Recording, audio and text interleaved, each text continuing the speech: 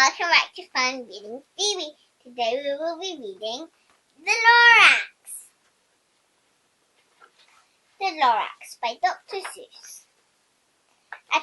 At the far end of town, where the griggle grass grows and the wind smells slow and sour when it blows, and no birds even sing, excepting old crows, is this street of lifted Lorax.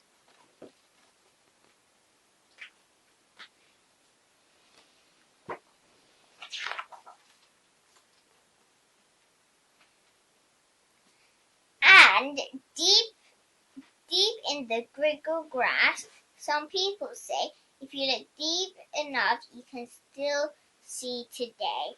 The Lorax once stood just as long as it could before somebody lifted the Lorax away. What was the Lorax, and why was he here, and why was it lifted and taken somewhere? From the far end of town, where the griggle grass grows, the old Once-ler still lives here. Ask him, he knows.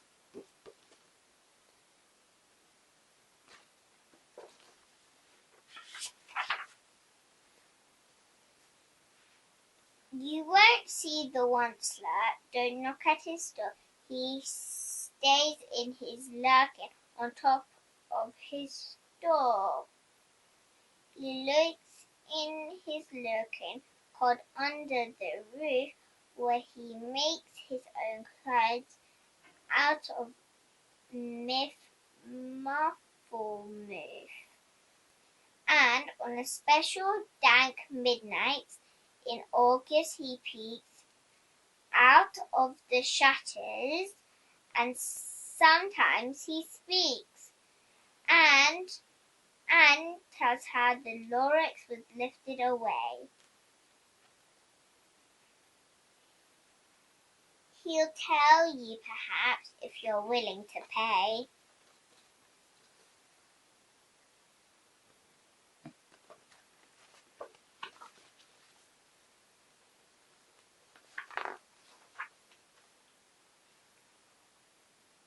On the top end of a rope, he lets you down a tin pail, and you have to toss 15 pence, a snail, a shell of a great grandfather snail.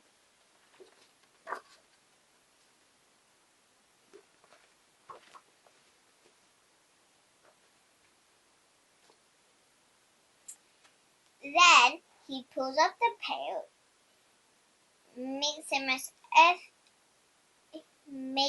most carefully count to see if you've paid him the proper amount. Then he hides what you paid him, and in his snub, his secret strange hole. In this scrubulous glove, then he grunts, I will call you by whisper my phone for secrets. I tell,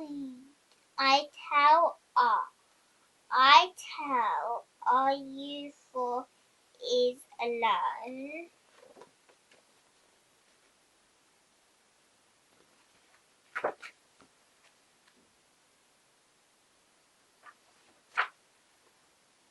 Slurp! Down slaps the whisperphone to your ear, and the old Once-ler's whisper. Are you not very clear?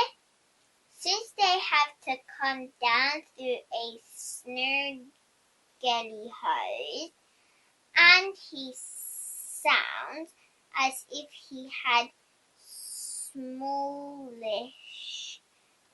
beeps up his nose. Now I'll tell you, he says, with his teeth sounding grey, how the Lorax got lifted and taken away. It all started way back, such a long, long time back.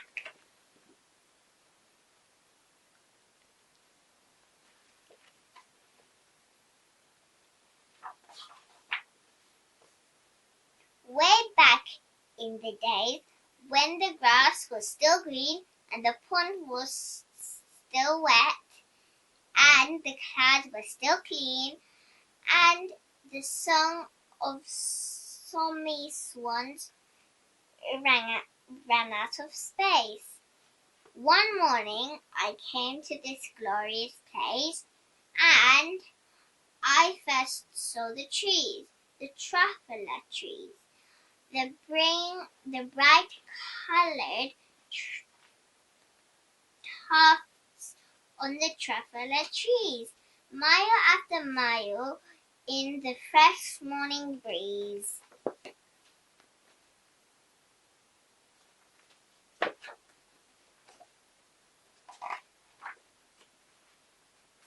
And under the trees I saw a brown barbalutes frisking about in their barbalute suits as they played in the shade at the truffle fruits. From the rippler's pond came the comfortable sound of humming fish humming, while still splashing around.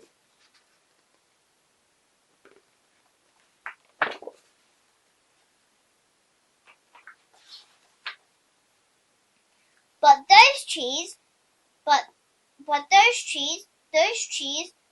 those truffle trees, all my life I've been searching for trees such as these.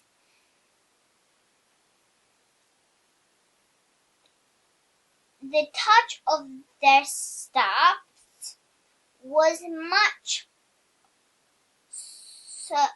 softer than silk, and they had the sweet smell of freshly buttered milk. I felt a great leaping of joy in my heart. I knew what I'd do to unload my cart.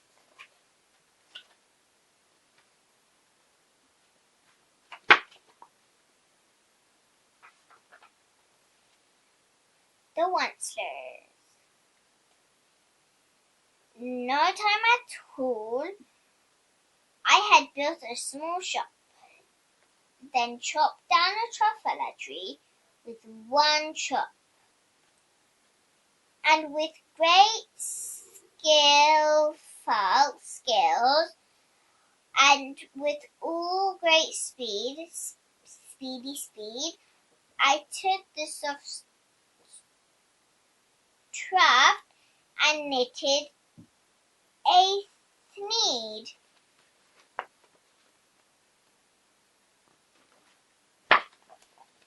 So exciting! The instant I'd finished, I heard a gazump. I looked. I saw something pop out of the stump of the tree I chopped down. A sort of man described him. It was a sort of man. Describe him? That's hard. I don't know if I can.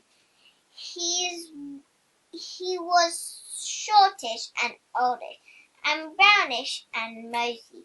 He spoke with a voice that was sharpish and bossy.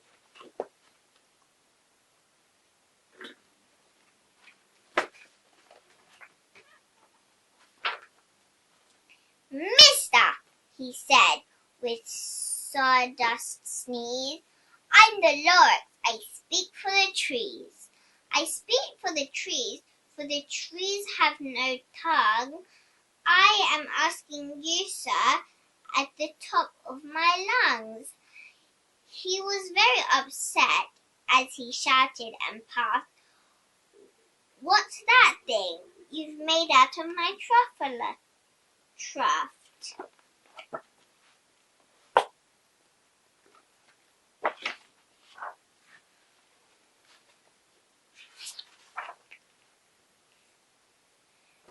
Look, Lorax, I said, there's no cause for alarm. I chopped just one tree. I'm doing no harm.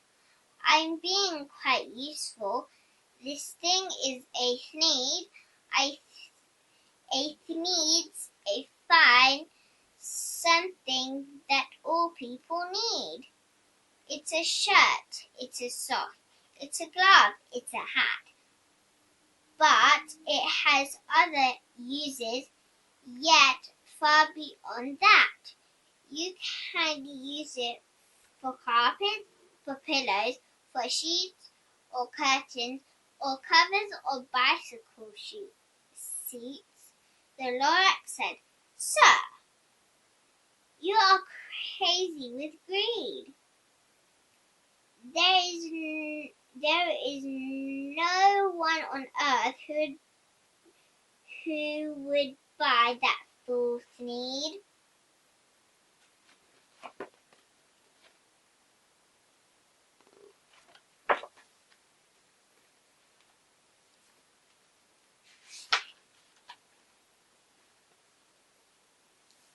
But the very next minute I proved he was wrong.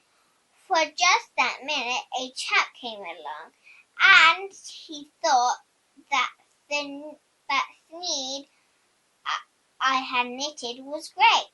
He happily bought it for $3.98. I laughed at the Lorax, you poor stupid guy. You never can tell what some people will buy.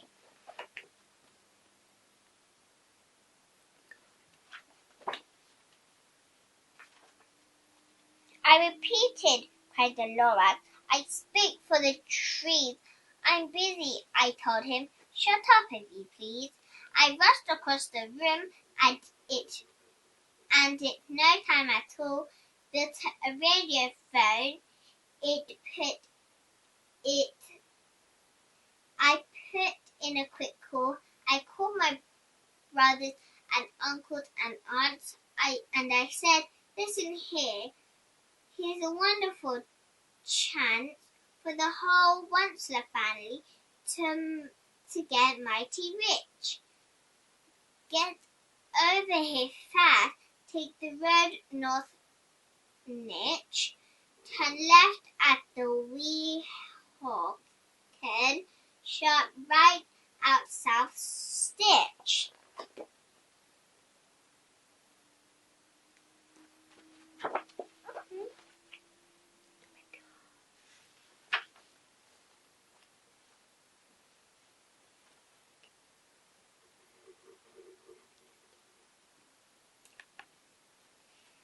So guys, this is half of the story of the Lorax, and in my next video you guys will see me reading the next half of the story. So guys, hope you liked this video. If you did, smash that like button, hit the bell notification, subscribe so you can see the rest of my videos. Goodbye!